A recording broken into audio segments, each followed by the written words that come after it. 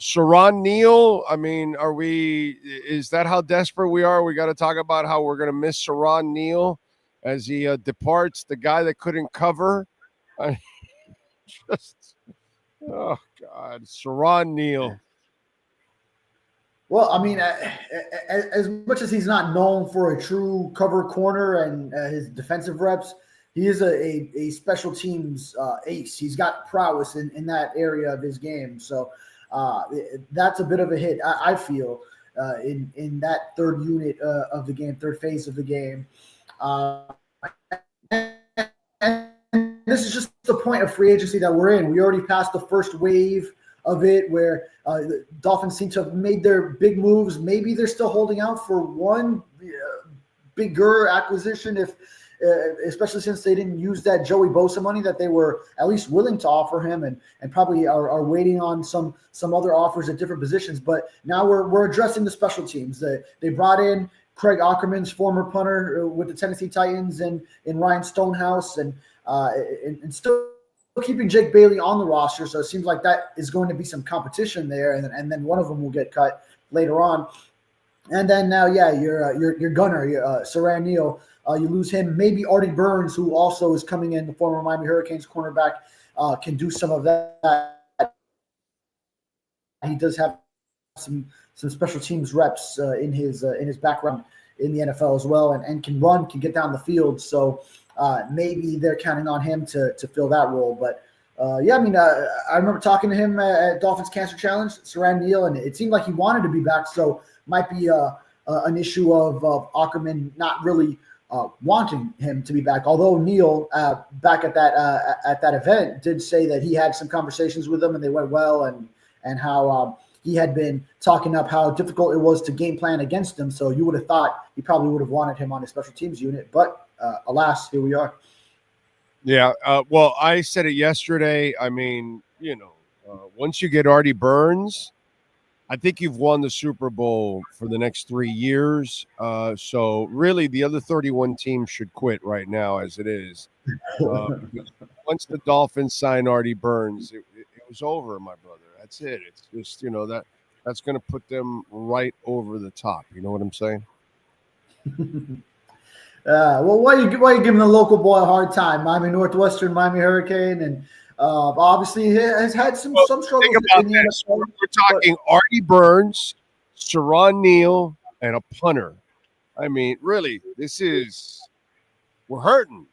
We're hurting. And let's be honest. They wanted to spend the Joey Bosa money. Well, see, even Joey Bosa doesn't look at his hometown team like a sexy place anymore.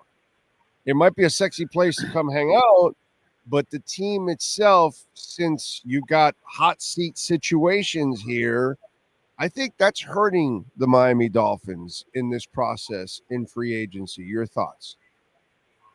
Yeah, well, I mean, he also spurned his brother in San Francisco, Santa Clara. He didn't meet up with Nick Bosa either. So he didn't do either. Hold on. That's a terrible, terrible example. What the fuck are they doing in San Francisco, bro? Why would you go there? They're dumping everybody in San Francisco. Why would you go there? All of a sudden, you're taking all the stuff away from a quarterback that isn't like Josh Allen or something that you're going to put more weight on him to carry you. No, this is a passer. You need to surround him with weapons. You're taking stuff away from him. He's losing linemen. He's losing weapons offensively. If I'm Bosa, why would I want to go join my brother in a place that's dismantling because he could pay the quarterback to pay everybody else? And all of a sudden now you're seeing guys absolutely disappear. It's going to put a lot more pressure on Cookie, and that's really not who he is. You know what I'm saying? So if I'm Bosa, Miami isn't sexy. San Fran is no longer sexy. So he went somewhere where he thought it was sexier than either one. I mean, kind of that's what happened. San Fran's not sexy. I mean, with the Bills, you have. Yeah, no, and I think you have two franchises in the 49ers and the Dolphins that are sort of in a similar place a couple years apart where, now the 49ers, they're going to have to be paying Brock Purdy, and then you can't go and keep all those same big money players that you did. And the Dolphins have run into that with all the apocalypse that's going on where now you give two of the big contract and it's going to be really tough down the road. So, when you're paying your quarterback big money and he gives you the productivity of a Josh Allen, of a Lamar Jackson, of a Joe Burrow, of a Patrick Mahomes, when you're up there in that category of a true franchise quarterback, then it makes things a lot more efficient with the spending at the top. But Lamar Jackson is not in their class. Lamar Jackson never does it in a different way. He just runs. He doesn't. In the key moments in the playoffs, he shits his pants and never does anything with his arm. All he can do is run. I don't put Lamar ever in Josh Allen or Mahomes' class. I don't know why people keep doing that when he constantly proves that if you take the run away from him, he never beats you with the arm. So I'm at least Josh Allen, I give him credit. He can make plays with his arm. Okay, but I don't know why we keep doing that with Lamar. He doesn't deserve to be in that position with those guys. That's just me. Yeah. Now, Josh Allen doesn't have so much more playoff success than him. I mean, the two times they met head-to-head, yes, they met in a divisional round game, and Josh Allen won. And those are the two times that he reached an AFC championship game. Lamar Jackson has been to one AFC championship, so neither of them have been to a Super Bowl. So, I mean, you give Josh Allen a slight head up on him, but it's just Patrick Mahomes has been running through it, and then the 1 year it wasn't. It was Joe Burrow getting through the AFC, and then even he hasn't been really back in the playoffs at all in the past couple of years. So, but it's not like Josh Allen is like light years ahead of Lamar Jackson in terms of playoff success. Just a couple of times went one round deeper is all. Well, my point is I've seen from Josh Allen with his arm in the playoffs where I've never seen it with Lamar Jackson. Nothing. It's all running. If the running game's working, then that's fine. And by the way, he made it to the AFC Championship game. Why? Well, let's see. They got the bye week. They played a rookie quarterback in Houston. You're in the AFC Championship game. So, you know what I mean? It's like also stars aligned and all that,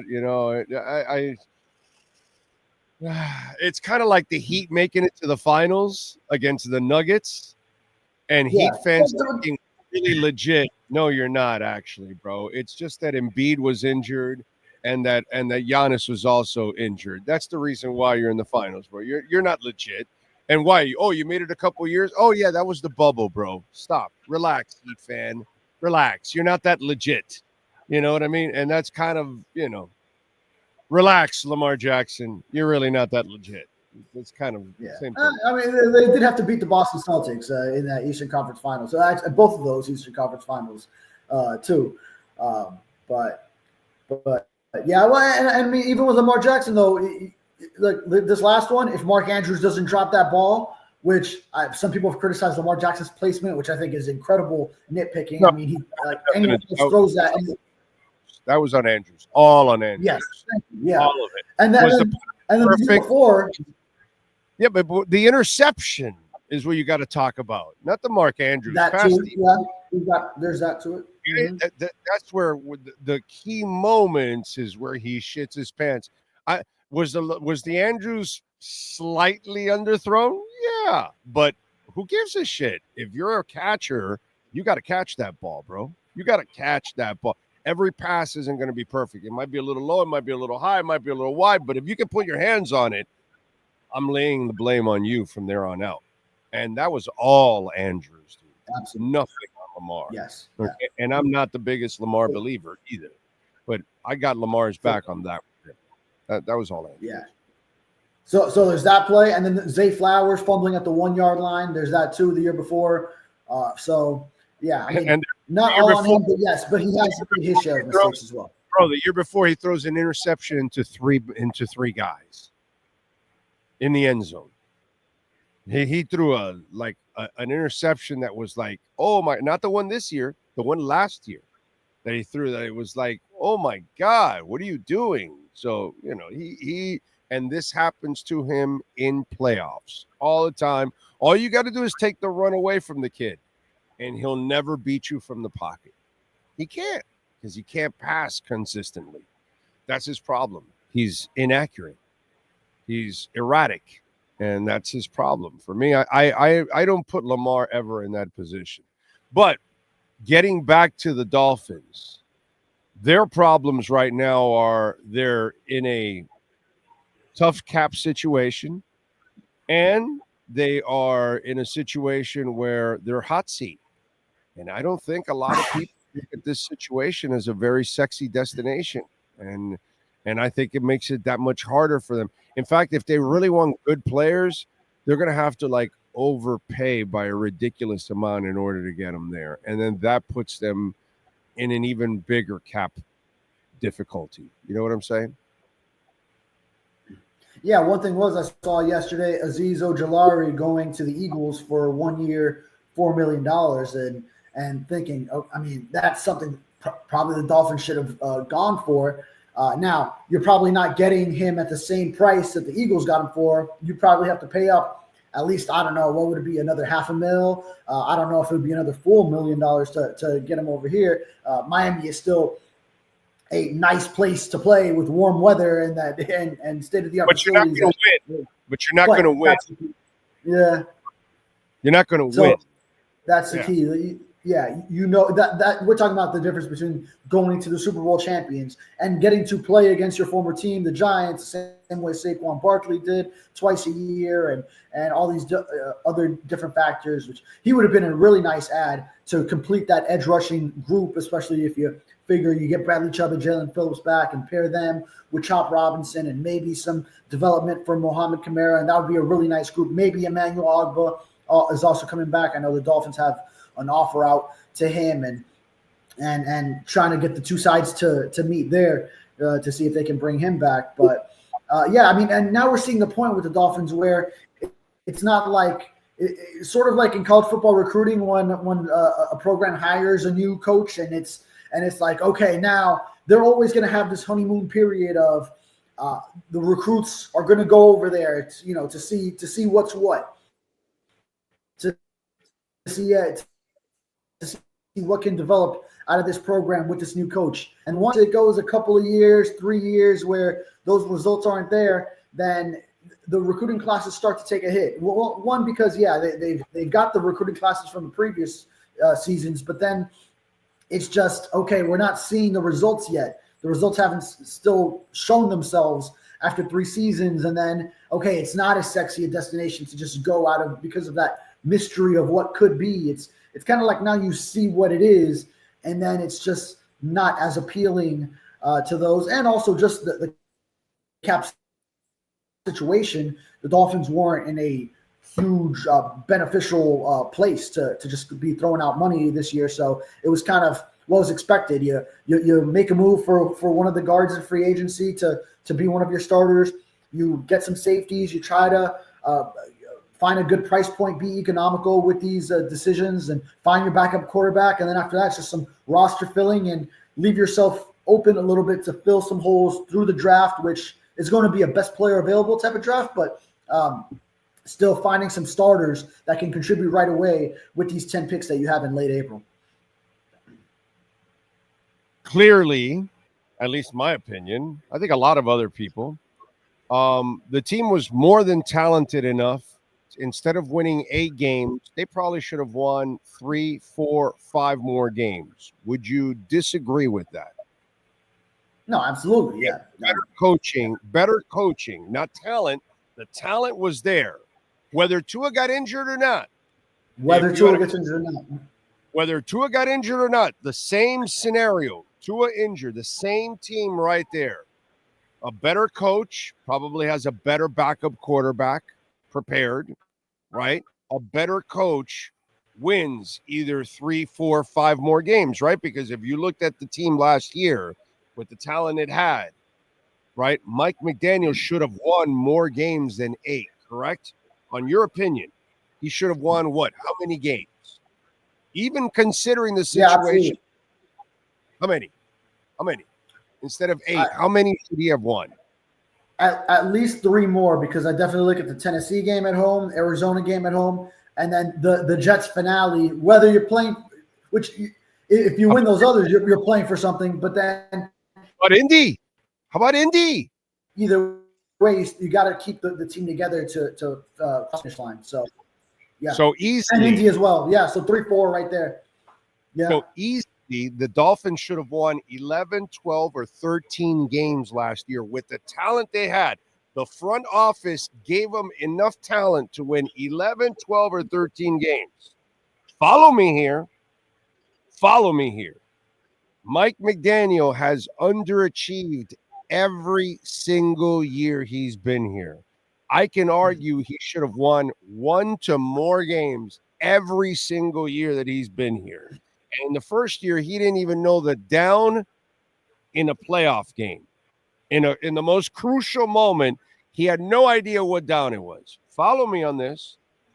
So next year, this coming season, there is no way the front office can rebuild the team and retool it to be better than it was last year. Correct? Right? Do you think that the team this coming season, unless you have the draft of all drafts, and it's really hard to put pressure on young kids, that if you get 2 or 3 starters out of that draft, that's a really good deal. But let's just say, you don't have this great draft. You have like an average draft. Will the team be better this year than it was last year, talent-wise? It's going to be tough. Yeah. Okay, they can have a great draft and find some gems, but I would say more likely not. Right. 60-40. 60-40, I'll put it. Yeah. More. I like that. I love that. I love that answer. 60-40. More likely than not, you're not going to be better. So is Mike McDaniel going to be better? Is he going to be able to overcome a lesser team when you're going to need a much better coach? Example, Sean Payton. He has to tear the scab off, bro. He has to trade Russell Wilson. And he has to take the big fucking dead cap hit. So now there's like $30-something million that he cannot use of the cap. And he has less money than everybody else to use for players. And he still made the playoffs with a rookie quarterback. So is Mike McDaniel the coach you need to get to the playoffs in a season where the team is not going to be nearly as talented as it was the year before? What do you think about that? Yeah, that's the challenge for him, that he's going to have to be better. And then I agree with you that every step of the way, like you're talking about a team that he inherited that was already having winning seasons in 2020 and 2021 with much less talent. You can't hide from this. And then 2022, you have a 5-game losing streak at the end of the year where, first you thought everything was going great. And yeah, Tua missed some games, this and that. But then you still have a 5-game losing streak at the end of the year. Have to muscle out an 11-6 win against the Jets just to get into the playoffs at 9-8 as a 7 seed. And then everyone's like, okay, but they made a playoff appearance. There's back-to-back playoff appearances now between the 22 and 23 seasons. It's like, we're talking about a 9-8 season, and then a year in 23 when it was all aligned. That was a year when you really had it all together, because even you talk about difference in talent from last year to this upcoming year, 2023, you still had Christian Wilkins, you still had Robert Hunt, you still had Brandon Jones as a safety, you still had Andrew Van Ginkel, and even Xavier Howard over there as a tandem with Jalen Ramsey for a few games that you had them both together. With Tyreek Hill in year 2 and Jalen Waddle and Tua Tagovailoa playing a healthy season. You actually had Tua for the whole year that year. And then you had the start that you had, 9-3, and then you blow a 3-game lead in the division. You actually had the AFC East locked up. Like 99% chance to win the AFC East, and you blow a 3-game lead with 5 weeks remaining.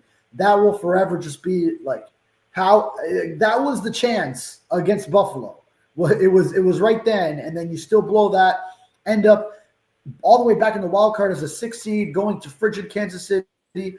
And then last year was what we saw where, yeah, there still could have been another 3-4, you say up to 5 wins, which a little bit, that's every year in the NFL that you could always point to, oh, well, they could have won that game, they could have won this game. But easily 3. Easily 3. You yeah, easily 3 was a safe number. 7 games, okay? And let me tell you, I'll make an argument that really it's 4 because you mentioned the 3 and you left the Colts out. For me, those 4 are like, dude, come on, bro. You should have won those. Yeah. Like, that sucks. It's also the NFL. Right? You're not going to win every game that you should win. And then there's every year, every team is saying, oh, if only we won that game. And, that's what the even a team that goes. No, doggy. That's what the good teams do.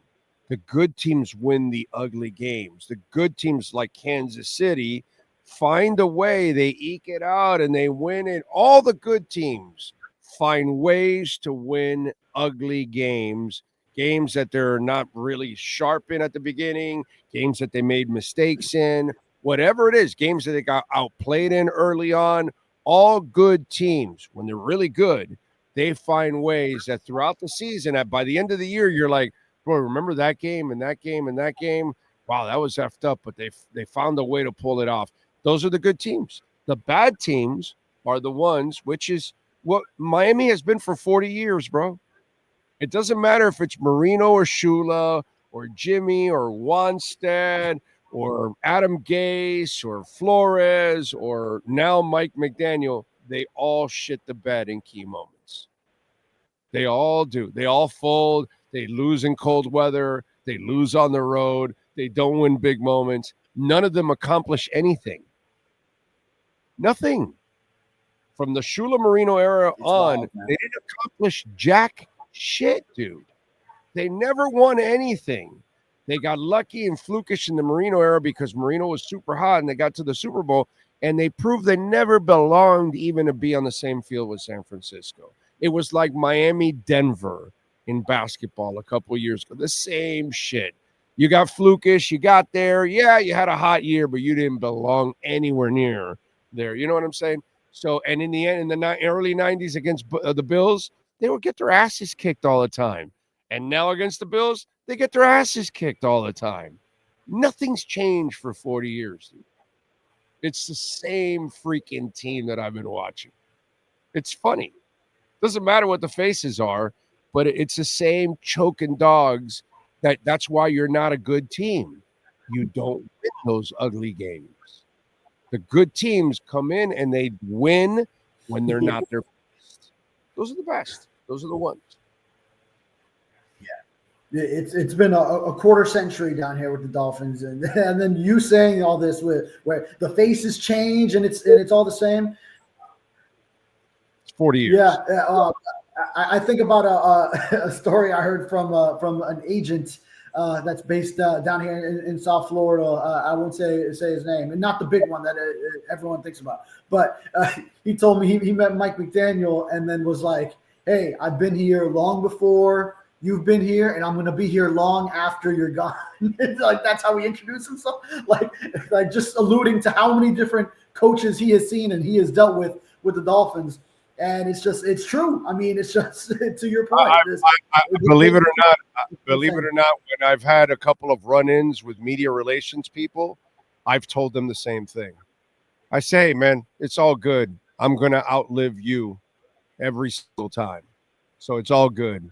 You'll be working in another city. You'll be out of the business. Whatever it is, I'm here. I'm 35 years. None of you will last 35 years in any of these places.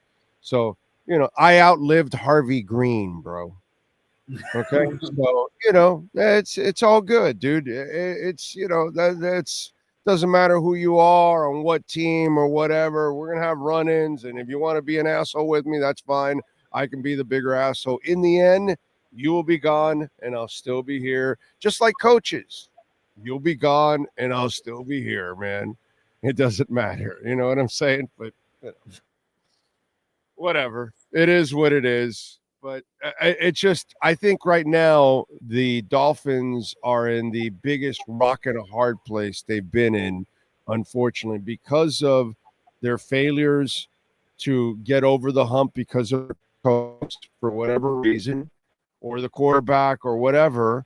You've built up to a crescendo now where you desperately need to save your job, but you haven't created the environment that people want to be a part of. And, watch the Panthers. Do you want to be a part of the Panthers environment, or do you want to be a part of the Miami Dolphins environment? Well, everybody wants to be traded to the Panthers, come to the Panthers, take less money for the Panthers. All their stars took a little less money to stay there. Why? Because the environment is really about winning. And unfortunately, these guys haven't created it. And I think the environment that they've created over the years is now not conducive to saving their jobs this year. Would you agree or disagree with that? He's got a shit. No, not the question, though. That monologue, I guess we're back. I didn't hear the question you asked me, though. Oh. All right. Quickly, considering the situation that they have created over the last couple years, they don't win. And now they don't have the ideal fiscal situation right now, right? They're not sexy. You look at the Panthers. Everybody wants to join the Panthers. Everybody wants to be traded for the Panthers. All their stars took less money to stay there with the Panthers. It's a different environment with Miami.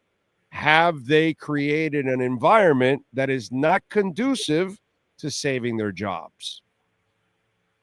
Yeah, no, I mean, you got to look at it and say the answer would lean no. I mean, and yes, we hear all the things about the NFLPA rankings and that the Dolphins are back-to-back number one in that regard. And it admits that even Ross has built as far as making it appealing to players, but as far as just the product on the field and then the winning is not there despite how talented of a roster has been built, then no, you got to look at that.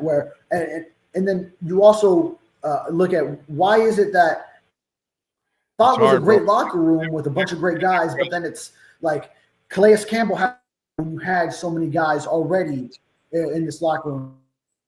All right, that was David Furones, Welt and Rheaume, Jeff Welt and Daniel Rheaume, 954-966-4646, bankruptcy, homeowner property damage, condo damage, criminal defense, personal injury, business owner claims, commercial litigation.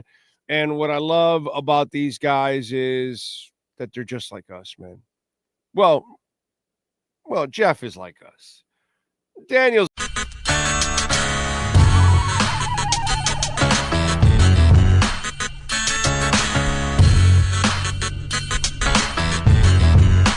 This is the Big O Show.